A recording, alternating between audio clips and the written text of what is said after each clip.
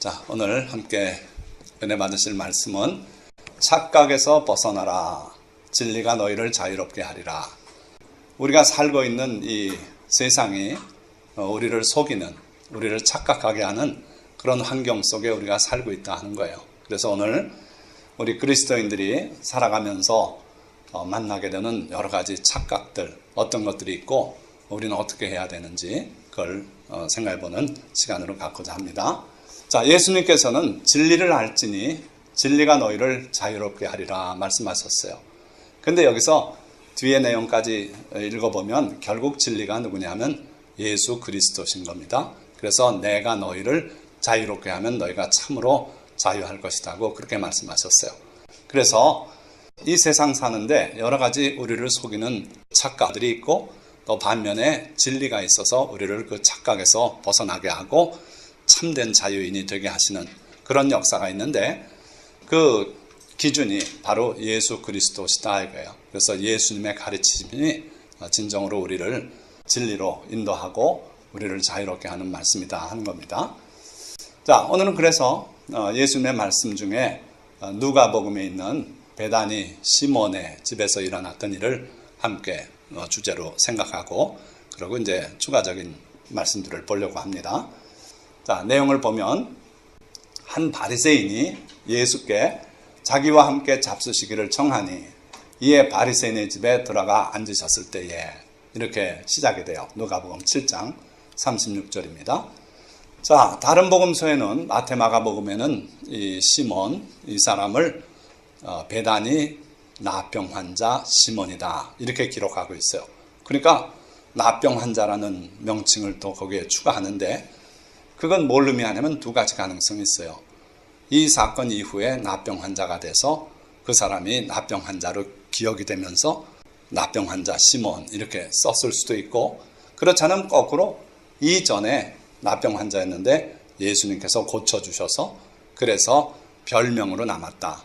그러니까 어떻든 이 시몬은 생애 중에 나병을 겪은 그런 사람이죠. 자, 그래서 이 바리새인이 예수께 자기와 함께 잡수시기를 청했다 그랬어요. 그런데 이 당시 누가복음 7장 이 당시 앞뒤를 보면 예수님의 명성이 아주 크게 달했을 때예요. 그래가지고 수만 명이 모여서 밟힐 정도가 되고 막 이러고 다니는 그때에 이 바리새인이 예수님을 자기 집으로 청했다 이거예요. 그러니까 이 바리새인은 상당히 존경받는 사람이었다고 보는 거예요. 그래서 예수님께서 그 청에 응해서 식사하러 들어가셨어요. 예수님을 모시게 되면 예수님 한 분만 모시는 게 아니라 예수님과 동행하는 그 제자들, 적어도 12제자와 그리고 또 12사도 외에도 많은 제자들이 있었기 때문에 적어도 수십 명을 한꺼번에 식사를 대접할 수 있는 그런 여건이래야 예수님을 청할 수 있었어요. 그런데 시몬은 예수님을 청했으니까 상당히 잘 사는 집이다 이거예요. 그렇죠? 자, 그런데 들어가서 앉으셨을 때 우리 번역으로는 앉으셨을 때 하지만 이게 이 당시에 유대인들의 습관은 식사할 때 반 누운 자세로 해서 다리를 뻗고 편안하게 턱을 고이고 가운데 음식을 갖다 주면은 그걸 먹고 이러면서 대화를 즐기고 이런 관습이기 때문에 옆으로 이렇게 다리를 뻗고 눕다시피 그렇게 앉으셨어요. 자, 그때에 그 동네에 죄를 지은 한 여자가 있어 예수께서 바리새인의 집에 앉아 계심을 알고 향유 담은 옥합을 가지고 와서 자, 예수님이 발을 뻗고 이렇게 누워서 옆에 사람들하고 대화를 하기 때문에 뒤에서 접근하는 여인을 발견하기가 어쩌면 어려울 수 있었어요. 그런데 이 여인이 동네가 다 아는 죄를 지었다는 거예요. 그래서 그 동네에 죄를 지은 한 여자가 있어. 아주 성경에 이렇게 기록을 하고 있어요. 그러니까 동네 사람들이 다 아는 여성이었다. 그런데 그 여인은 죄인이었다. 이렇게 보는 거예요. 자, 그때 예수님께서 바리새인의 집에 앉아 계심을 알고 향유 담은 옥합을 가지고 와서 예수의 뒤로 그 발 곁에 서서 울며 눈물로 그 발을 적시고 자기 머리털로 닦고 그 발에 입 맞추고 향유를 부으니 동작을 아주 상세하게 기록하고 있어요. 그냥 향유를 부었다 대충 이렇게 해도 될 텐데 상세하게 기록하고 있어요. 그 목적이 이제 뒤에 나와요. 자, 그래서 참 특이한 일이 벌어진 거죠. 남자들의 모임이죠. 그런데 한 여성이 초청받지 않은 여성인데 뚜벅뚜벅 들어오더니 예수님 발가에 서더니 울어대는 거예요. 눈물을 그냥 뚝뚝 흘리는데 그 눈물이 뜨거운 눈물이 어찌 많이 흐르는지 예수님의 발이 젖었어요.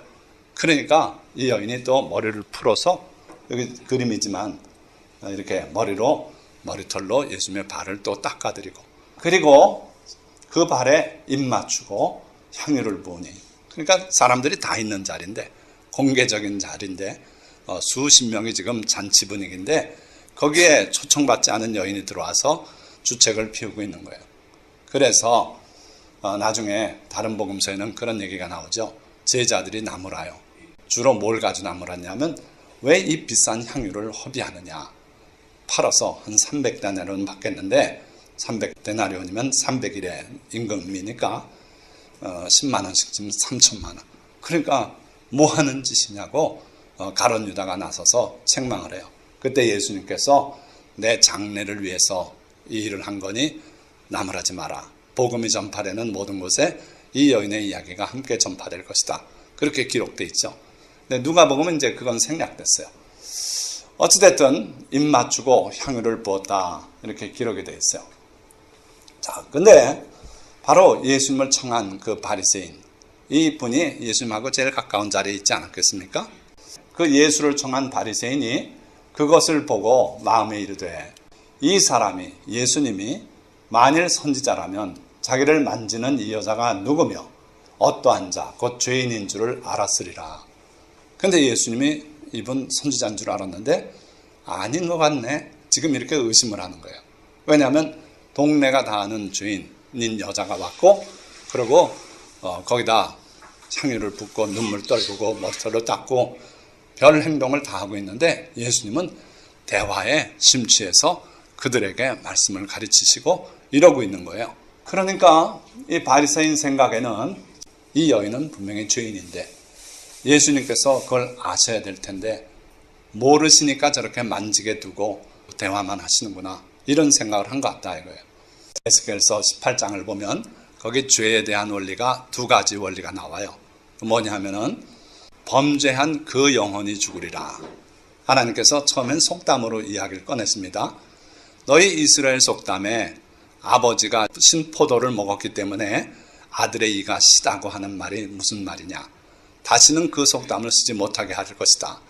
아버지가 죄를 지으면 아들이 아버지의 죄값을 담당하는 것도 아니고 반대로 아들이 죄를 지었다고 아버지가 죄값을 담당하는 것도 아니다.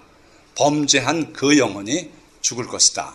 왜냐하면 아버지의 영혼도 내게 속했고 아들의 영혼도 내게 속했기 때문에 죄 지은 그 본인이 죄값을 담당하는 거지 부모의 죄를 자식이, 자식의 죄를 부모가 담당하는 거 아니다. 자, 그 원리를 하나 말씀하시고 두 번째 원리를 말씀하세요. 두 번째 원리는요. 한 사람이 살아가면서 죄를 안 지을 수가 없어요. 죄를 짓고 사는데 어제까지 아주 끔찍한 죄인이었어요. 그런데 오늘 회개했어요. 그래서 오늘부터 의롭게 살았어요. 하나님의 계명대로 쭉 살았어요. 그러면 이 사람은 의인이다. 지나간 죄를 내가 기억도 안 하고 묻지 않겠다는 거예요. 그게 하나님의 법이에요. 자, 반대도 그렇다. 의인이 있다 하자. 그가 의롭게 쭉 살았어요. 그런데 무슨 이유인지 갑자기 그 사람이 바뀌어버렸어요. 그래가지고 죄를 짓고 살기 시작해요. 그러면 그 사람의 지나간 그 모든 의는 기억하지 않겠다 그랬어요. 그리고 그는 자기 죄로 죽을 것이다. 그러시면서 마지막으로 하나님께서 하는 말씀이 나는 죄인이 죽는 걸 기뻐하지 않는다. 그래서 죄인이 회개하고 살길 바란다고 그렇게 말씀해요. 그게 에스겔서 18장의 내용이에요. 그러니까 우리 인간의 죄에 대해서 하나님께서 크게 두 원리, 본인의 죄는 본인이 담당한다 하는 것과 그 다음에 두 번째로는 시간의 흐름에 있어서 죄를 회개하면 그 죄는 죄로 여기지 않겠다는 거고 의도 그렇다. 그렇게 해서 하나님이 죄에 대한 원리를 말씀해요. 자, 그러니까 지금 이 바리새인, 예수님을 청한 바리새인 시몬이 그 여인의 뭘 보고 죄인이라고 말합니까? 지나간 과거를 얘기하는 거예요. 그 동네 사람들이 다 아는 어떤 사건이 있었던 것 같아요. 그걸 보고 이 여인은 죄인이다 이렇게 기억하고 있는 거예요. 그래서 예수님께서 이 여인이 죄인인 걸 아셔야 될 텐데 왜 모르고 저렇게 허용을 하시는가, 그 얘기예요. 자, 그때 예수님께서 시몬에게, 비로소 이제 시몬이라고 나오죠. 예수께서 대답하여 이르시되, 시몬이 질문을 던졌습니까? 안 던졌어요. 자기 마음속으로만 생각했어요. 그런데 그 생각을 주님이 읽으시고 거기에 대해서 대답을 하셨다 이거예요. 그러니까 우리 주님은 우리의 속 생각을 다 읽으시는 분이에요. 우리 사정을 아시는 분이에요. 그래서 그에게 대답하여 이르시되, 시몬아, 내가 내게 이를 말이 있다 하시니 그가 이르되, 선생님 말씀하옵소서. 자, 그런데 예수님을 칭하는 칭호가 여러분들이 성경 속에 쭉 보면 주로 뭐로 칭호가 됩니까? 직접 예수님을 부를 때 주여 이렇게 하죠. 그러니까 그 주여라는 말은 큐리오스, 헬라어로. 그게 로마 황제도 그대로 황제라는 말이 큐리오스예요. 여호와 하나님도 그대로 헬라어에서는 큐리오스예요. 그리고 예수님에 대해서도 큐리오스. 그리고 또 집안의 제일 우두머리, 그분도 큐리오스예요. 그러니까 예수님을 제자들이, 많은 무리들이 거의 대부분은 큐리오스라고 불렀어요. 그런데 바리새인들은요, 예수님을 대적하는 그런 상황 속에 있었어요. 그래서 절대로 예수님을 큐리오스라고 안 불러요. 기껏해야 뭐라고 부릅니까? 선생님이에요, 선생님. 그래서 헬라어로는 디다스칼로스, 가르치는 분이란 뜻이에요. 예수님의 하신 일은 회당에서 안식일마다 말씀을 많이 가르치셨어요. 그래서 예수님을 선생님이라고 부르고, 선생님, 모세는 이렇게 말했는데 선생님은 뭐라고 말씀하겠습니까? 도전적으로 예수님께 덤빌 때도 다 선생님이에요. 그러니까 이 시몬은 예수님을 선지자도 아닌 것 같다 생각했고 의심을 했고, 그러고 큐리오스라고 안 부르고 선생님이라고 불렀어요. 그러니까 지금 이 시몬의 자세에 약간의 문제가 보인다 하는 거예요. 자, 그래서 주님께서 할 말이 있다 하시고는 이르시되, 빚 주는 사람에게 빚진 자가 둘이 있어 하나는 500데나리온을 줬고 하나는 50데나리온을 줬는데, 자, 한 데나리온이 하루 품삯이라 그랬죠. 그러니까 500데나리온은 얼마입니까? 하루 10만 원이라고 치면 5천만 원 빚이에요. 그렇게 큰 빚은 아니죠. 그러나 이 당시 경제 상황으로 봐서는 이거는 돈을 빌려 쓰는 사람 입장에서는 갚기 어려운 돈이에요. 요즘으로 말하면 5억 정도, 그 정도 된다고 봐야죠. 알바생이 5억의 빚을 지면 갚을 수 있습니까? 없어요. 그런 상황이에요. 또 하나는 50데나리온, 그러니까 이건 500만 원이에요. 그래도 하루하루 풀빵 구워가지고 파는 아저씨가 500만 원 갚기는 쉽지 않은 거예요. 어쨌든 두 사람이 빚을 졌어요. 거기에 대해서 예수님은 이렇게 말해요. 갚을 것이 없으므로 둘 다 탕감하여 주었으니 둘 중에 누가 그를 더 사랑하겠느냐. 자, 이게요, 예수님께서 그저 지어낸 한 이야기라고 보시면 안 돼요. 예수님이 하시는 말씀은 다 우리하고 연관이 있어요. 우리 인생도 그렇다는 거예요. 하나님 앞에 죄를 지어서 그 죄를 우리 스스로 갚을 도리가 없는 그런 죄들을 짓고 살아요. 갚을 것이 없는 처지다. 너희가 그걸 알라 이거예요. 그래서 불쌍해서 둘 다 탕감하여 주었더니, 이 탕감이란 말이 은혜를 베풀었다는 용어예요. 헬라어로. 그래서 카리스, 은혜, 은총, 그런 뜻을 동사로 바꿔놓으면 그게 돼요. 그래서 하나님께서 우리에게 은혜를 베풀어 주셨다. 우리가 갚을 수 없는 죄를 하나님이 그냥 갚아주셨다. 어떻게 갚아줘요? 하나님은 공의로운 분이기 때문에 죄를 그냥 죄 없이 하자 이렇게는 못해요. 그걸 대신 누가 지불해야 되는데, 하나님이 인간이 돼서 이 땅에 오셔서 십자가에 못 박혀 피를 다 흘려서 그걸 갚아주신 거예요. 그러니까 그걸 믿고 예수님의 보혈을 우리가 내 죄를 위해서 흘린 것이라고 믿고 주님 앞에 회개하고 자백하면은 죄를 갚아주시겠다. 다 없던 일로 하시겠다는 거예요. 자, 그러니까 우리 인생은 어찌됐든 내 스스로 지은 죄를 내가 갚을 길이 없는데 하나님의 은혜로 이걸 속량받은 그런 존재들이에요. 자, 그러면 우리가 당연히 주님을 사랑해야 되지 않겠냐 하는 거예요. 하나님의 은혜로 우리가 죄사함을 받았으니까. 자, 그런데 다 여러분들 마찬가지예요. 저를 포함해서 주님을 사랑해야 마땅한데 누가 더 사랑하겠느냐? 어떻습니까? 이 두 사람 중에 이거 탕감받은 사람, 요거 탕감받은 사람. 많이 탕감받은 사람이 더 사랑하겠다 하는 거죠. 그래서 시몬이 대답하여 이르되 내 생각에는, 이건 번역 잘못이에요. 우리말로 번역할 땐 제 생각에는 그렇게 했어야 좋았는데 어쨌든 제 생각에는 많이 탕감함을 받은 자니이다. 이르시되 네 판단이 옳다. 맞았다. 그래. 그 대답이 옳다. 하시면서 이제 그 다음 대화를 보세요. 그 여자를 돌아보시며 시몬에게 이르시되 이 여자를 보느냐. 예수님께서 비로소 그 여성을 돌아보셨어요. 그리고 시몬에게 내가 이 여자를 보느냐 하시면서 이제 초점을 이 여성에게 주님이 돌리고 계세요. 내가 네 집에 들어올 때 너는 내게 발 씻을 물도 주지 아니하였으되 이 여자는 눈물로 내 발을 적시고 그 머리털로 닦았다. 실제 일어난 일을 얘기하는 거예요. 내가 네 집 초청받아서 들어오는데 네가 나와서 나한테 발 씻을 물을 줬냐. 이 당시 관습은요, 이 팔레스타인이 건조하고 먼지가 많고 돌이 있고 흙먼지 많아서 집에 들어올 때는 반드시 씻어야 돼요. 그러니까 종이 있는 집 같으면 그 종이 나가서 손님에게 물을 떠 발을 닦아드리고 타월로 물을 깨끗이 말려드리고 그러고 집 안으로 모시는 게 예의다 이거예요. 근데 이 시몬은 예수님이 그 집에 들어올 때 발 씻을 물을 안 드렸다는 거예요. 왜 안 드렸을까요? 모르죠. 뭐 다른 바쁜 일이 있었나 보죠. 또는 예수님에 대해서 어쨌든 신경을 덜 쓴 건 사실이에요. 거기에 반해서 이 여인은 계속 눈물로 내 발을 적시지 않았느냐 한번 생각해 보라는 거예요. 어떻습니까? 시몬은 자기는 지금 대단한 일을 한 줄 알아요. 예수님과 그 일행에게 식사 대접을 하고 있고요. 그리고 그 유명한 예수님이 자기 집안에 들어왔다는 그 사실만으로도 자랑스럽고 뻐길만 해요.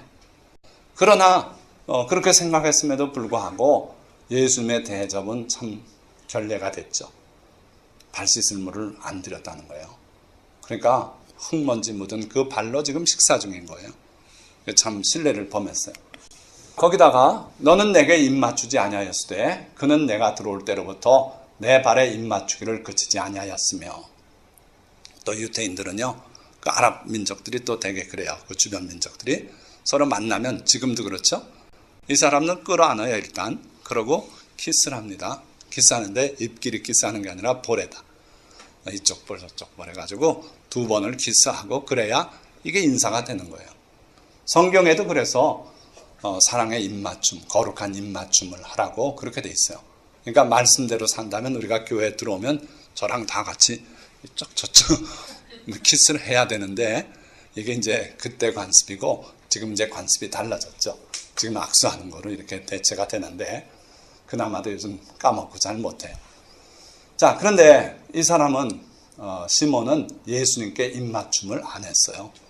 그러니까 다른 일 때문에 아마 예수님을 영접도 못했던 것 같고 아니면 예수님 들어오셨을 때 대충 그냥 악수하고 뭐 그냥 이렇게 하고 말았든지 그랬을 것 같아요. 자, 그랬는데 이 여인은 내가 들어올 때로부터 지금까지 내 발에 입 맞추기를 그치지 아니하였다. 그러니까 이거 대단한 여성이에요. 뭔 사연이 있었는지 몰라도 눈물을 계속 흘리고 그리고 예수님의 그 젖은 발을 머리를 풀어서 닦아드리고 그리고 거기다 입맞춤을 계속하고 그러고 있더라 이거예요. 자, 그 다음에 또 뭐가 있습니까? 너는 내 머리에 감람유도 붓지 아니하였을 때 그는 향유를 내 발에 부었느니라. 자, 이때 관습이 또 지금 세 가지 관습이 다 나옵니다. 손님이 귀한 분이 오시면은 감람유로 머리를 적셔드려요. 그런데 이 시몬은 감람류도 붙지 아니하였다. 그러나 이 여인은 감람류가 뭐냐? 향유. 그 값이 한 300다나리온 되는 그 향유를 내 발에 부었다. 이렇게 주님이 지적하세요. 지금쯤 시몬의 얼굴이 어땠을까요? 여러분들 생각해 보세요. 자기는 예수님 모셔서 큰 잔치를 베풀고 크게 잘했다고 칭찬 들을 줄 알았는데 예수님이 하는 말씀 듣고 보니까 자기가 착각했던 거예요. 예수님을 잘 못 모셨어요. 그렇지 않습니까? 전혀 못 모신 거예요. 발 닦을 물도 안 드렸고, 그리고 입맞춤도 안 했고, 감람류조차도 안 벗어요. 그러니 참 신뢰를 해도 크게 했다 이거예요. 그럼에도 불구하고 예수님께서 이 말씀을 지적해 주기 전에는 그는 착각 속에 있었어요. 또 예수님을 낮춰보기도 하고, 큐리오스란 말 안 쓰고, 그리고 선지자도 못 되는구나. 선지자라면 이 여인이 어떤 죄를 지었는지 알 텐데 왜 그걸 그냥 놔두는가. 이러면서 착각 속에서 예수님조차도 논단을 했던 거예요. 차라리 이 사람은 예수님을 안 모셨던 게 더 나았을 뻔도 했어요. 그런데 예수님을 모셔놓고는 그런 큰 결례를 했던 거예요.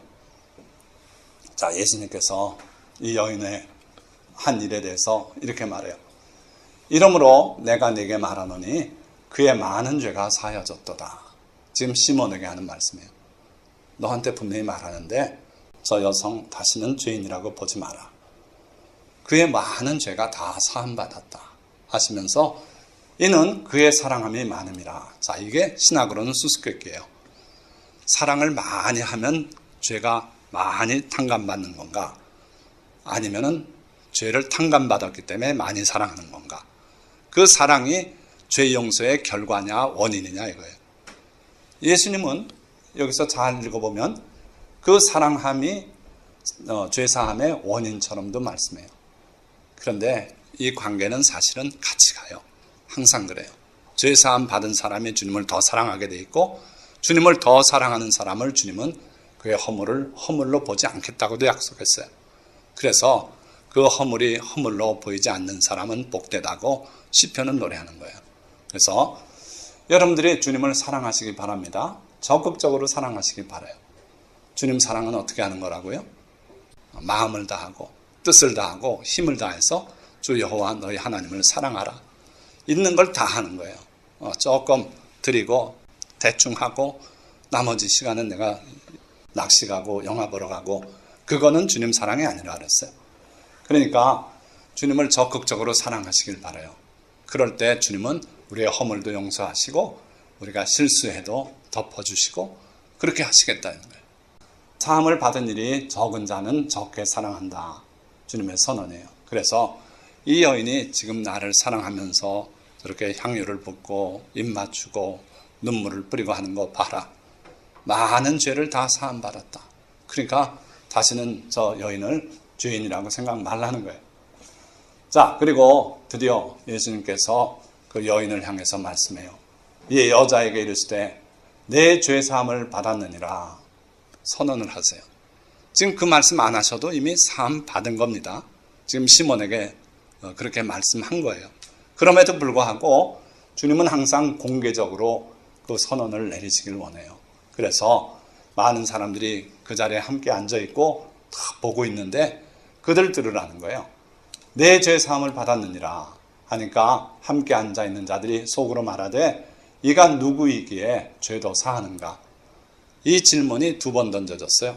한 번은 지붕을 뜯고 중풍병자를 내려놓을 때 예수님께서 소자야 내 죄사함을 받았다. 그때 사람들이 또 똑같은 질문을 해요. 자기가 누군데 어떻게 인간이 죄를 사하는가? 그러나 예수님은 하나님이 인간으로 해서 내려오게 하신 예수님에게 인자에게 죄사하는 권세가 있음을 알려주기 위해서 그 일을 미리 공개적으로 그렇게 하신 거예요. 예수님께서 또 여자에게 이르시되 내 믿음이 너를 구원하였으니 평안히 가라. 이제 다시는 이 일 때문에 걱정하고 근심하지 말고 평안히 가거라. 주님께서 이렇게 축복해서 돌려보내셨어요. 자, 이 사건을 우리가 너무도 잘 아는 사건인데도 이 사건을 읽을 때 깨달았어요. 아, 시몬이 심히 잘못했구나. 우리도 그렇게 살고 있지 않은가? 주님을 섬긴다고 하면서도 잘못 섬기는 그런 경우들이 있지 않은가? 그래서 이 말씀을 꼭 전해야겠다. 그런 생각이 들어서 오늘 주일 설교로 함께 나누는 겁니다.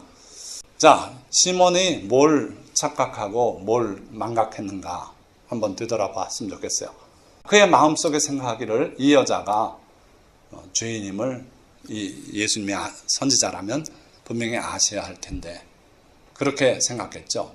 그러니까 이 여자가 죄인이라고 판단을 하고 있는 거예요. 그러니까 그게 착각이다 이거예요. 사람의 죄 문제는 나와 하나님과의 관계에서만 그게 문제가 돼요. 내가 죄를 지은 게 이 사람들 누구를 때려 죽이기 전에는 사실 내 죄는 하나님 앞에서 내가 책임져야 될 문제들이에요. 그런데 사람들이 자꾸 그거에 관여하길 좋아해요. 그래서 저 사람은 죄인이다. 나는 의인이다. 이러면서 나는 저들과 같지 않습니다.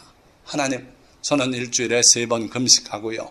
11조를 드리고 어쩌고. 그러고 하나님 앞에 자랑하다가 하나님의 의롭다 하심을 받지 못하고 돌아간 그런 바리새인 있지 않습니까? 반대로 세리는 하나님 앞에 나가서 고개도 못 들고 저 뒷좌석에서 고개를 숙이고 가슴을 치면서 저는 죄인입니다. 할 때 하나님께서 그를 더 의롭다고 하셨다 그랬어요. 그러니까 우리 이웃을 죄인으로 그렇게 정죄하는 그런 버릇은 우리가 버려야겠다 이거예요. 그러니까 이건 착각이다. 시몬의 착각이었어요. 자기 자신에 대해서 그는 망각을 하고 있었던 것 같아요. 자기가 그 베다니 지역에서 알려진 나병 환자였다는 걸 그는 이미 까먹고 있는 것 같아요. 그러니까 우리가 하나님께 받은 은혜들을 우리가 자꾸 망각하기 때문에 사람들 앞에서 내가 잘난 줄 알고 자꾸 남을 비판하고 또는 낮추고 남을 정죄하고 그런 삶을 산다 이거예요. 여러분들은 그런 망각 속에 살지 않으시기 바랍니다. 주님도 잊지 말고 기억하라 그랬어요. 우리가 지난 세월 동안에 주님 앞에 크게 잘못한 것들 이런 거 잊지 말고 기억해라. 주님은 용서하셨지만 우리는 그걸 잊지 말아야 다시는 그 죄를 짓지 않는다는 거예요. 그래서 잊지 말고 기억해야 되고 내가 입은 은혜를 또한 잊지 말고 기억해야 돼요. 그래서 내가 나병 환자였는데 내가 폐결핵 환자였는데 나를 고치시고 살려주신 주님의 은혜 평생 그렇게 잊지 말고 기억하고 전하고 간증하고 그러고 살라 이거예요. 또 하나는 갚을 수 없는 큰 빚진 두 사람. 이게 금액이 50데나리온은 큰 건 아니겠지만 그러나 그 사람은 그나마도 갚을 수 없는 사람이었어요. 우리 인생이 그렇다는 것을 이 시몬은 잊어버리고 있었던 것 같아요. 그래서 우리는 우리 자신이 우리의 죄를 탕감받을 아무런 의의가 없는 사람인데 예수님의 보혈로 씻어주셨다는 걸 기억하고 늘 그 기억을 새롭게 하면서 그렇게 살아가시기를 주님의 이름으로 축원드립니다. 자, 그 다음에 주님에 대한 자세와 섬김이 어떠했는가? 아까 우리 다 봤지만 주님을 선생님이라고 부르는데 그쳤어요. 그리고 선지자라면 알 텐데 선지자도 아니지 않는가? 거기에 회의했어요. 주님이라고 안 불렀어요. 그러니까 이 시몬이 주님에 대한 자세와 섬김은 사실 낙제점이에요. 이 칭호부터 봐서 그래요. 그런데 기껏 식사 대접을 하면서 자기가 큰 일을 하고 있는 줄 착각하고 있어요. 교회 가운데서도 그런 일이 많아요. 교회에서 자기가 무슨 직책을 맡아서 일한다고 큰 일을 하는 줄 착각한다. 저는 아무 쓸모없는 종입니다. 이렇게 겸손할 줄 알아야 된다는 거예요. 발 씻을 물도 놓쳤고요. 입맞춤 놓쳤고 그리고 감남유조차 들어붙지 않은 그런 허술한 대접을 했다는 것을 이 사람은 깨닫지도 못하고 있었어요. 주님을 사랑하는 데 있어서는 우리가 반드시 다 하는 게 필요하다 그랬어요. 마음을 다해야 돼요. 그리고 뜻을 다해야 돼요. 그리고 힘을 다하고 다 해서 주님을 사랑하지 않으면 잘못하면은 주님을 욕되게 하는 수가 있다. 자, 그러면 시몬의 착각 외에 또 우리가 쉽게 빠지는 착각이 뭐 있는가? 아까 말씀드린 것처럼 주변 환경이 기울어서 우리는 어떻게 서 있는 게 바로 서 있는 것인지도 모르고 착각 속에 빠지는 그런 경우들이 있어요. 우리 주변 환경이 정의롭지 못하고 해서 도대체 어느 정도를 하나님이 요구하시는지도 혼동스러울 때가 있다 이거예요. 그럴 땐 뭐가 기준이 된다고요? 예수님의 말씀이에요. 진리를 알지니 진리가 너희를 자유롭게 하리라. 결국 그 진리는 예수님의 말씀이더라 이거예요. 그래서 예수님의 말씀에, 하나님의 말씀에 비춰서 우리가 쉽게 빠지는 착각이 뭐 있는가 몇 가지만 소개하려고 해요. 자, 첫째, 시편의 대표적인 착각으로서 이 어리석은 사람들의 착각을 말씀하고 있어요. 자, 어리석은 자는 그의 마음에 이르기를 하나님이 없다 하는도다. 그들은 부패하고 그 행실이 가증하니 선을 행하는 자가 없도다. 무신론자를 말하는 거예요. 최악이죠, 사실은 어떻게 보면. 그러니까 하나님이 없다고 스스로 결론 내린 사람들. 내 형님이 옛날에 그랬어요. 그래서 경수야, 얘기 좀 하자. 왜? 야, 신이 인간을 창조한 게 아니라 인간이 신을 창조했다. 그 소리를 하더란 말이에요. 그러니까 인간이 자기 스스로 해결할 수 없는 많은 어려운 문제들이 있으니까 신이라는 가설적인 존재를 만들고 그에게다 온갖 능력을 다 옷 입혀놓고 그런 신이라고 만들어서 그 신을 믿는 게 바로 종교다. 그런 그럴듯한 얘기를 해서 우리 형이 깨달았네. 그랬으나 결국은 형이 하나님을 만나고서는 회개하고 그랬어요. 그러니까 하나님은 계신 분이에요. 살아계신 분이에요. 자, 그런데 어리석으면은 그의 마음에 결론 내리기를 하나님은 없다. 이런 결론을 내린다 이거예요. 이게 인간의 어리석음이에요. 그 결과는 어떻게 되는지 아십니까? 하나님이 없다고 하면요. 모든 도덕이 의미가 없어져요. 짐승과 같은 사회가 되는 거예요. 그래서 그들은 부패하고 그 행실이 가증하니 선을 행하는 자가 없도다. 하나님이 계셔야 그 하나님의 뜻을 우리가 분별하고 그 하나님은 선한 분이고 의로우신 분이기 때문에 그분의 뜻에 따라 살아야 됨을 우리가 아는 거예요. 그리고 거기에 어그러지게 살면 심판이 있다는 것까지 우리는 알게 돼요. 그래서 하나님을 부정하는 사람은 하나님의 심판도 없는 게 되기 때문에 마음껏 산다 이거예요. 죄악을 물 먹듯이 하면서 사는 거다 이거예요. 그러나 우리 성도들은 하나님을 믿기 때문에 이런 고백을 하죠. 우리 주일마다 하는 고백 아닙니까? 전능하사 천지를 만드신 하나님 아버지를 내가 믿사오며 그의 외아들 우리 주 예수 그리스도를 믿사오니 이는 성령으로 잉태하사 동정녀 마리아에게 나시고 본디오 빌라도에게 고난을 받으시고 십자가에 못 박혀 죽으시고 장사 지낸 바 되신지 사흘 만에 부활하시고 이렇게 쭉 외우잖아요. 그렇죠? 그러니까 이게 우리 신앙의 출발이 된다 이거예요. 보니까 여기에 일목요연하게 다 들어있어요. 우리 하나님은 우리의 아버지 되시는 하나님이시다. 관계가 여기 나와요. 그리고 그분은 전능하신 분이다. 능력이 한이 없는 분이다. 그래서 실제로 천지를 다 만드신 분이다. 그분을 내가 믿는다 이거예요. 여기서 우리 신앙의 출발이에요. 그리고 쭉 내려가서 예수 그리스도를 믿사오며 그가 하나님 보좌 우편에 앉아 계시다가 저리로서 거기서부터 산자와 죽은 자를 심판하러 오시리라. 이걸 믿는 거예요. 그렇기 때문에 우리가 심판을 믿기 때문에 바로 살아야 돼요.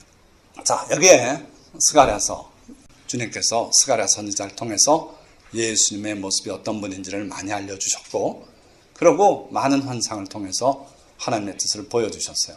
그 중에 한 가지 환상이 날아가는 두루마리예요. 큰 양탄자 같은 이 하나님의 율법책이 그게 공중에 날아다니더라 이거예요. 펄럭펄럭 하면서 날아다니는데 내가 다시 눈을 들어본 즉 날아가는 두루마리가 있더라. 그가 내게 묻되 천사입니다. 천사가 내게 묻되 내가 무엇을 보느냐 하기로 내가 대답하되 날아가는 두루마리를 보나이다. 어딘가를 목적지로 해서 날아가요. 그러더니 어느 집으로 쑥 들어가요. 그런 두루마리를 봤대요. 그 길이가 20규빗이요 너비가 10규빗이니이다. 길이가 20규빗, 약 9m. 그리고 폭이 10규빗, 4.5m.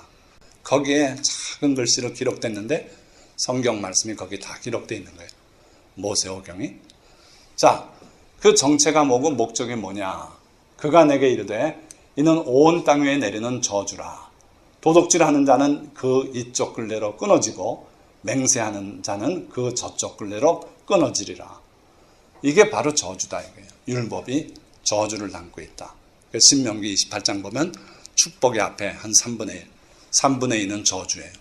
그래서 율법은 법이 그렇죠. 원래 지키지 않은 자를 징역 뭐 얼마 이런 식으로 정하는 게 법이에요. 그래서 이 하나님 말씀 율법이 날아가서 하는 게 뭐냐 하면 도둑질하는 자는 그 이쪽 굴대로 끊어지고 도둑질하지 말라 했으니까 거기에 따라서 망하고 그리고 맹세, 헛맹세요. 뒤에 나옵니다. 맹세하는 자는 그 저쪽 굴대로 끊어지리라. 그러니까 하나님의 징벌이 그 하나님 말씀 따라 온다는 거예요. 자, 이거는 세상이 끝나고 마지막 심판이 아니라 모든 사람이 살아가면서 이 땅에서 받는 심판이에요. 그래서 간음하지 말라 했는데 간음하고 도둑질하지 말라 했는데 도둑질하고 살인하지 말라 했는데 살인하면 이 땅에 사는 동안에 그 징벌이 우리에게 임해요. 그러니까 실제로 하나님은 살아계셔서 우리가 이 땅을 살아가는 동안 심판을 내리신다 이거예요. 야, 요즘 그리스도인들은 이걸 잘 안 믿어요. 하나님은 사랑이시고 모든 사람 다 천국 가게 하고 이 세상 떠나가면 다 천사가 되고 그렇지 않아요. 도대체 이 날아다니는 플라잉 스크롤 누가 이걸 만들었는가? 여기 보세요. 만군의 여호와께서 이르시되 내가 이것을 보냈나니 도둑의 집에도 들어가며 누가 율법을 내려가지고 우리 족쇄로 채우고 올가미로 얽어매고 우리를 그렇게 괴롭혔는가? 하나님께서 주신 거예요. 여호와 하나님께서. 그러니까 하나님의 이 저주의 말씀도 하나님이 보내신 것이다. 자, 그래서 이것을 보내나니 도둑의 집에도 들어가며 내 이름을 가리켜 망령되이 맹세하는 자의 집에도 들어가서 그의 집에 머무르며 들어가서 뭐하냐? 그 집 망할 때까지 안 떠난다 이거예요. 하나님의 심판이 완료될 때까지 그 집에 있겠다는 거예요. 그 집에 머무르며 그 집을 나무와 돌과 아울러 사르리라 하셨느니라. 자, 그러니까 우리 하나님은 심판하시는 하나님이다. 살아계신 하나님이다. 그런데 가장 어리석은 자가 누구라고요? 이 하나님을 부인하는 거예요. 하나님은 안 계시다. 따라서 심판도 없다. 그러니까 내가 짓는 죄도 아무도 나를 심판할 자가 없다. 이게 어리석은 거예요. 그런 착각 속에 여러분들이 빠지지 않으시기를 주님의 이름으로 축원드립니다. 자, 두 번째, 그리스도인들이 빠지기 쉬운 착각. 시련을 당할 때 살살 피어오르는 착각이 있어요. 평소에는 하나님이 나를 사랑하시고 복 내리시고 지키신다고 믿다가 어려움이 다가오는 수가 있어요. 그러면 이런 소리를 해요. 야곱아, 어찌하여 내가 말하며 이스라엘아, 내가 이르기를 내 길은 여호와께 숨겨졌으며 내 송사는 내 하나님에게서 벗어난다 하느냐. 평탄한 길 갈 때는 룰루랄라 하고 하나님을 찬양하고 했는데 어려움이 와요. 어려움이 갑자기. 그럴 때 이런 생각을 한다 이거예요. 내 길은 여호와께 숨겨졌고 내 송사는 내 하나님에게서 벗어난다. 이게 우리 성도들이 빠지기 쉬운 착각이에요. 하나님이 저 정경수 목사는 기도 들어주시는지 몰라도 내 기도는 안 들어주시는 것 같다. 저분은 저렇게 차 타고 싱싱거리고 30년을 무사고로 운전하고 다녔는데 나는 왜 내 차가 트럭에 맞춰서 찌그러지고 이러냐. 이런 생각을 할 수도 있다 이거예요. 내게 어려움이 올 때 왜 하나님은 나를 돌보지 않는가. 내 길이라는 건 내 삶을 말해요. 내 삶은 하나님께 숨겨졌는가. 하나님의 관심이 없는가. 그리고 내 송사, 내가 억울한 일 당해서 송사를 해야 되는데 하나님이 돕지 않으신다. 이런 생각을 한다 이거예요. 자, 이 생각을 이신론에 가까운 생각으로 저는 봅니다. 여러분들이 이신론 아시죠? 18세기에 생겨난 새로운 철학의 한 흐름이에요. 어리석은 자는 하나님조차 부정했는데 그러지 말고 신은 계시다고 해야겠다. 그런데 그 신은 우리 생활엔 전혀 관심이 없다. 이게 이신론이에요. 하나님은 계시지만 이 우주는 자연의 법칙으로 돌아가게 해놓으셨고 하나님은 이제 쉬고 계시다. 우리의 삶에 관심이 없다 하는 게 이신론이에요. 이 생각에 빠지기 쉽다 이거예요. 그런데 하나님은 이렇게 말씀해요. 너는 알지 못하였느냐 듣지 못하였느냐. 영원하신 하나님 여호와 땅끝까지 창조하신 이는 피곤하지 않으시며 곤비하지 않으시며 명철이 한이 없으시며 피곤한 자에게는 능력을 주시며 무능한 자에게는 힘을 더하시나니 소년이라도 피곤하며 곤비하며 장정이라도 넘어지며 쓰러지되. 이 세상이 사실 그렇다. 너희 힘만 가지고 살아가려면 넘어질 수밖에 없다. 쓰러질 수밖에 없다. 피곤해서 자빠질 수밖에 없다. 젊은 사람도 그런데 노인들은 더 그렇고 어려운 세상이다. 그런데 오직 여호와를 앙망한 자는 새 힘을 얻을 것이다. 하나님께서 자기를 바라보는 사람에게는 새 힘을 주시겠다는 거예요. 마치 독수리가 날개치며 올라감 같을 것이요 다른 박질하여도 곤비하지 아니하겠고 걸어가도 피곤하지 아니할 것이다. 그의 삶이 뛰어가야만 되는 긴박한 상황 속에 놓였어도 뛰어도 피곤하지 않을 것이다. 그리고 걸어가도 역시 쓰러지고 곤비하고 그렇게 안 될 것이다. 하나님이 지치지 않는 힘을 주실 것이다 이거예요. 자, 이 말씀을 하나님의 약속의 말씀을 보니까 이신론이 설 자리가 있습니까? 하나님 우리 삶에 전혀 개의치 않으신다. 그건 거짓말이다 이거예요. 착각이다 이거예요. 원수 마귀가 주는 착각이다. 내가 잠시 어려워서 지쳐 있을 때 마귀가 가져다 주는 착각일 뿐이고 그걸 물리치고 하나님을 바라보라 이거예요. 하나님 바라보고 기도해야 돼. 그러면 하나님께서 다시 날아갈 수 있는 그러한 힘을 주시겠다는 거예요. 자, 셋째는 부요와 향락 속에 자라는 착각이 있어요.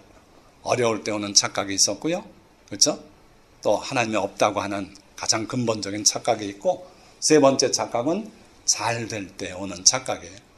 자, 여기 보세요. 또 내가 내 영혼에게 이르되 영혼아 여러 해 쓸 물건을 많이 쌓아두었으니 평안히 쉬고 먹고 마시고 즐거워하자 하리라 하되. 자, 여기 잘 보면 풍요가 있습니다. 번영이 있고요. 그리고 향락이 있어요. 이게 늘 같이 가요. 부요와 향락이. 그래서 누가복음에 예수님의 그 씨 뿌리는 비유 나오죠. 거기에 세 번째 결실하지 못하는 예가 뭐로 되어 있습니까? 가시덩굴에 떨어진 씨. 그 씨는요 결국 자라는데 가시덩굴이 더 빨리 자라가지고 막아서 결실하지 못한다 그랬어요. 염려와 재물과 향락의 기운이 막히는 자라 그랬어요.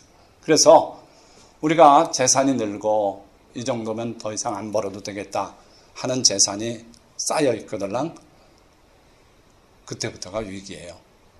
그때 향락에 빠지게 되고 부요 속에서 이렇게 되면은 망해요. 저는 감사한 것이 그래도 교수 생활 60세까지 하고 그리고 연금 나와서 그걸로 평생 살아갈 수 있게 내 손에 들고 있는 건 아니지만 그래요. 그런데 그것 때문에 내가 즐거워하고 우리 집사람하고 우리 집시면 하자 그러고 캠핑카 하나 만들어가지고 전국 누비고 이러고 살고 있으면 망하는 거예요. 그건. 근데 하나님께서 하나님의 집에서 일할 수 있는 무보수 목사직을 주셔서 여기에 종사하고 있으니 얼마나 감사하지 않아요? 그러니까 이 물건이 많아지고 부요가 올 때는 잘못하면 향락으로 기울어서 망할 수 있어요. 이 부자가 생각을 그렇게 가졌기 때문에 하나님께서 거기에 이렇게 대응하세요. 하나님은 이르시되 어리석은 자요 오늘 밤에 내 영혼을 도로 찾으리니 그러면 내 준비한 것이 누구의 것이 되겠느냐. 누구나 장담 못합니다. 저는 특별히 그래요. 자다가 언제 갈지 몰라요. 수면 무호흡 증세가 저도 심히 있어요. 우리 집사람이 늘 걱정해요. 어떨 땐 깨워요. 왜 숨 안 쉬냐고. 그러니까 하나님께 맡기고 사는 거예요. 우리는 하나님이 허용치 않으시면 여러 해가 없어요. 우리 앞에. 오늘 밤에 갈 수 있어요. 그러니까 늘 겸손하게 살아가야 된다는 거예요. 또 인생이 무엇이냐? 잠시 있다 사라지는 안개니라. 너희는 내일 일을 자랑하지 마라. 오늘 하루 사이에 너희에게 무슨 일이 일어나는지 알 수 없습니다. 그래서 잘 될 때 그런 착각에 빠져서는 안 되겠다는 거예요.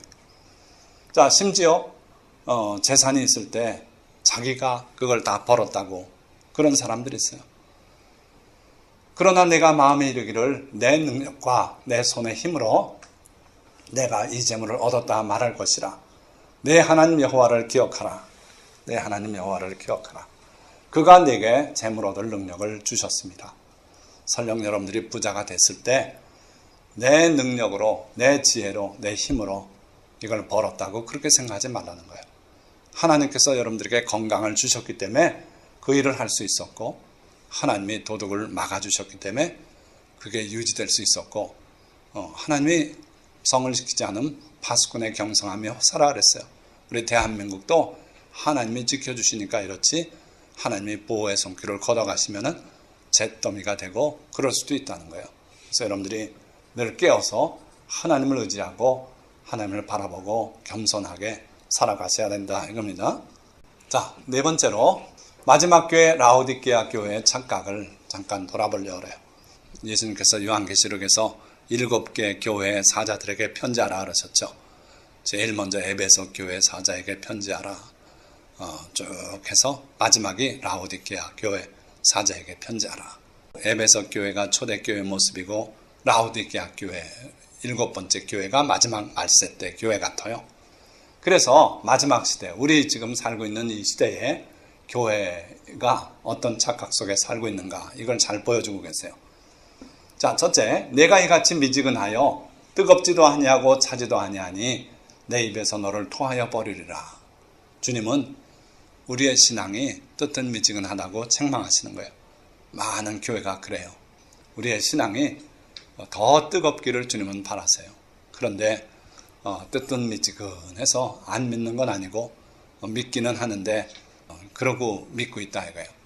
더군다나 착각 속에 믿고 있어요. 내가 말하기를 나는 부자라 부유하여 부족한 것이 없다 하나 내 공고한 것과 가련한 것과 가난한 것과 눈먼 것과 벌거벗은 것을 알지 못하는도다. 착각 속에 살고 있다 이거예요. 그러니까 마지막 시대 교회는 풍요 속에 있는 교회예요. 그러다 보니까 나는 부자다. 짓고 싶으면 아주 우람한 교회들을 많이 짓고 있지 않습니까? 그러고 부유하여 부족한 것이 없다. 예산이 넘쳐나서 많은 사업들을 벌려요. 그래가지고 뭐 요양원도 하고 뭐도 하고 많이 해요. 그러나 실제로는 내가 공고한 자고 가련한 자고 가난한 자고 눈먼 자고 벌거벗은 자다. 행실이 안 갖춰져서 그게 벌거벗은 자예요. 믿음이 제대로 갖춰지지 않아서 가난한 자예요. 그래서 예수님은 내게 불로 연단한 금을 사라고 말씀했어요. 또 영안이 어두워서 하나님이 하시는 일을 못 봐요. 그러니까 내게 안약을 사서 발라서 보게 하라고 주님은 권하고 계세요. 지금 시대가 그런 시대예요. 자, 교회가 심지어 이래요. 이건 2011년 미국의 뉴욕의 리버사이드 처치라고. 근데 이 교회가 대한민국의 중들을 청하고 그리고 거기에 한 800명의 중들이 같이 앉아서 여기 자리 잡고 앉고요. 그러고 법회를 했어요. 이게 목사인데 중 소개하는 장면이고, 그리고 이게 뒤에 보십시오. 이거 뭡니까? 이게 옛날 그 로만 캐토릭 성당이라면 또 그나마 이해를 해요. 그 종교는 이미 우상의 종교로 타락해버렸기 때문에. 근데 개신교인데 내부에 이 우상들을 다 만들어 놨어요. 뭐 말은 12사도상이라고 뭐 이러고 그 아무 관계없어요. 하나님은 우상이라고 그럴 뿐이에요. 이렇게 만든 교회니까 이거 잘못된 교회 아닙니까? 예수님의 십자가가 여기 있는데 여기 십자가 위에 붙여 그림을 큰 걸 걸고 그리고 이 중이 나와서 지팡이로 교회 바닥을 탕탕 치면서 그리고 자기네 법회를 했어요. 하나님 이거 기뻐하십니까? 종교 간의 화합이라고? 있을 수 없는 거예요. 에스겔 선지자가 하나님께서 그의 머리를 붙들고 그 파괴된 예루살렘 성전을 가서 보여주셨어요. 왜 이게 이렇게 파괴될 수밖에 없었는가? 그 성전 구석구석에서 벌어지고 있는 우상숭배, 그때 장면을 다 살려서 보여주셨어요. 그러시면서 이런 말씀을 해요. 그가 또 내게 이르시되 인자야 이스라엘 족속이 행하는 일을 보느냐. 그들이 여기에서 크게 가증한 일을 행하여 나로 내 성소를 멀리 떠나게 하느니라. 그 하나님을 섬기는 성전 안에서 벌어지는 우상숭배, 태양신을 향해서 다들 경배하고 제사장에, 그리고 여인들이 앉아서 계단에 앉아서 단무스를 위해서 또 통곡하고, 그리고 어두운 방에 들어앉아서 우상을 향해서 향을 피워 드리고 있고, 그런 모습을 다 보여주셨어요. 그러면서 이런 모습이 바로 나를 성소를 떠나서 멀리 떠나게 했다. 그렇게 말씀해요. 그런데 오늘 기독교의 모습이 이런 모습이 돼 있어요. 부정할 수 없는 실제 일들이에요. 다 버려두고 니들끼리 알아서 하라고 교회를 떠나시는 시대가 됐다 하는 거예요. 자, 다시 라오디게아 교회 모습으로 돌아와서 아주 유명한 말씀이에요. 볼지어다 내가 문 밖에 서서 두드리노니 누구든지 내 음성을 듣고 문을 열면 내가 그에게로 들어가서 그로 더불어 먹고 그는 나와 더불어 먹으리라. 얼마나 귀한 말씀 아니에요? 우리는 이걸 은혜로운 성경으로 이해하고 자꾸 외우고 하는데 이 성경이 라오디게아 교회에 주시는 경고의 말씀이에요. 뭡니까? 예수님이 어디 계시다는 겁니까? 문 밖에 계시대요. 이게 교회인데 교회 안에 못 계시고 문 밖에 쫓겨나서 열어달라고 두들기는 거예요. 교회 밖에 계셔요, 예수님이. 그래서 내가 문 밖에 서서 두드리노니 누구든지 내 음성을 듣고 그 안에 혹시 그래도 예수님 사랑하고 예수님의 계명대로 살고자 하는 사람이 있다면 네가 문을 열어라. 그러면 내가 그에게로 들어가서 그는 나로 더불어 먹고 나는 그로 더불어 먹을 것이다. 참 안타까운 주님의 말씀이에요. 그러니까 오늘날 교회가 자꾸 쇠퇴하고요. 교회 안에 젊은이가 별로 없고 노인들만 남아있고 지금 중형교회조차 많이 무너지고 있고 대한민국 교회가 그렇다는 거예요. 왜 그렇습니까? 주님이 교회 가운데 안 계셔서 그래요. 문 밖에 쫓겨난 그런 형편이기 때문에 그래요. 그래서 예레미야 선지자는요. 하나님께서 이미 심판하기로 작심했던 그 예루살렘을 향해서 이렇게 말해요. 너희는 이것이 여호와의 성전이라 여호와의 성전이라 여호와의 성전이라 하는 거짓말을 믿지 말라. 무슨 얘기냐면요. 성전 입구에서 제사장들이 다 서서 문지기들이 이걸 외쳐대요. 들어오는 모든 백성이 듣도록 이것은 여호와의 성전이라 여호와의 성전이라 여호와의 성전이라 계속 그렇게 외치는 거예요. 지나가는 사람 모든 사람이 또 새로운 사람이 듣고 또 들어가고 하나님의 성전이란 그 외침을 듣고 들어가게 돼 있어요. 그런데 하나님께서 그들의 하는 행습을 뭐라고 말씀해요? 거짓말이다. 이게 왜 내 성전인가? 이미 너희가 나를 욕되게 하고 나를 멀리 떠나게 했다. 그러니까 뭘 원하세요? 만군의 여호와가 이르노라 너희가 내 제단 위에 헛되이 불사르지 못하게 하기 위하여 너희 중에 성전문을 닫을 자가 있었으면 좋겠도다. 성경의 끝에 가서 말라기서에 그렇게 말씀해요. 결국은 예루살렘 성전은 영원히 없어졌어요. 그 자리에 다시 세우기 어렵게 이슬람교 사원이 들어앉아 버렸어요. 하나님도요. 도저히 참을 수 없는 상황에서는 결국은 멸해버리고 이제 성전 필요 없다. 그래서 예수님께서 그렇게 선언하지 않습니까? 이 산으로도 말고 예루살렘으로도 말고 하나님께 예배드리는 자는 어느 곳에서나 영과 진리로 예배드려라. 그런 예배드리는 자를 주님이 찾으신다. 교회당만 크게 짓고 성당 크게 짓고 베드로 성당 가보세요. 그 안에 사람의 유골이 다 있고요. 그리고 우상이 990개인가 뭐 이렇게 쫙 있고 그걸 하나님이 기뻐하십니까? 하나님의 전이라고 거기 찾아오시겠습니까? 그렇지 않다 이거예요. 차라리 문을 닫아버려라. 주님은 그렇게 말씀하는 거예요. 자, 말씀을 맺습니다. 주님의 발을 눈물로 적시고 향유를 부은 여인처럼 우리 모두는 갚을 수 없는 큰 빚을 탕감받고 하나님의 백성이 된 사람들이에요. 그 여인이 그 하나님의 은혜를 체험했기 때문에 주님 앞에 나가서 눈물로 발을 적시고 자기 머리털로 예수님의 발을 닦고 그리고 입 맞추고 향유를 부었어요. 그 여인처럼 우리가 스스로 갚을 수 없는 큰 빚을 탕감받은 그래서 하나님의 백성이 된 사람들이에요. 우린 그런 사람들이에요. 그러니 어떻게 해야 합니까? 우리도 그 여인처럼 마음을 다하고 뜻을 다하고 힘을 다하여 하나님을 사랑하며 섬기는 것이 마땅한 사람들이에요. 그러나 너무도 많은 사람들이 진리를 모른 채 착각 속에 살아가요. 하나님이 안 계시다는 착각 속에 사는 어리석은 사람이 있는가 하면 하나님을 믿으면서도 하나님의 심판을 믿지 않는 어리석은 사람도 있어요. 심판은 반드시 있어요. 살아가는 동안도 있고 마지막 심판도 있어요. 만약에 하나님이 악을 심판하지 않는 그런 신이시라면 그는 하나님이 될 수 없어요. 여러분들 생각해 보세요. 누가 우리 부모님을 무참하게 와서 살해하고 우리 재산을 훔쳐갔다 해봅시다. 그걸 그대로 하나님이 사랑으로 덮어주시고 옆집 또 털도록 놔두시는 게 하나님이십니까? 그렇지 않다 이거예요. 우리 하나님은 공의의 하나님이시다. 그래서 하나님의 법대로 심판하실 수밖에 없는 그런 하나님이세요. 또 어떤 이들은 주님을 문 밖에 세워놓고 가증한 행위와 사탄의 신학을 신봉함으로 하나님을 멀리 떠나시게 하면서도 회개하지 않고 살아가요. 어떤 사람 그랬지만 어떤 이들 그랬지만 마지막 시대 교회의 모습이 이럴 거를 주님이 말씀하시는 거예요. 그래서 인자가 올 때 믿는 자를 보겠느냐.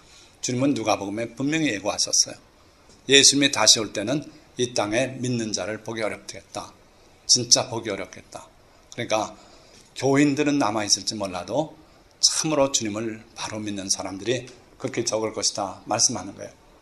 자, 또 어떤 이들은 베다니 시몬처럼 자기가 남들보다 주님을 더 사랑하고 있다고 착각하고 있고, 어떤 이들은 시련이 다가오면 두려워 떨며 주님이 자기를 돌보지 않으신다고 착각하고 물러가기도 해요. 이런 많은 착각들이 있다 이거예요. 그런데 주님을 앙망하는 모든 자들에게 주님은 독수리가 날아오르는 것 같은 새 힘을 주실 것이에요. 그래서 여러분들이 어렵고 힘들 때 왜 내일은 하나님이 돌봐주지 아니하시는가 낙심하고 물러가고 두려워 떨지 마십시오. 주님을 바라보세요. 주님 앞에 기도하면은 주님께서 반드시 독수리가 날아오르는 그 새 힘을 주셔서 주님과 함께 날아오를 수 있게 그렇게 해주실 걸 믿습니다. 자, 주님의 진리의 말씀을 따라 이 모든 착각에서 벗어나서 주님을 참으로 기쁘시게 하는 여러분들 다 되시기를 주님의 이름으로 축원드립니다. 기도하겠습니다.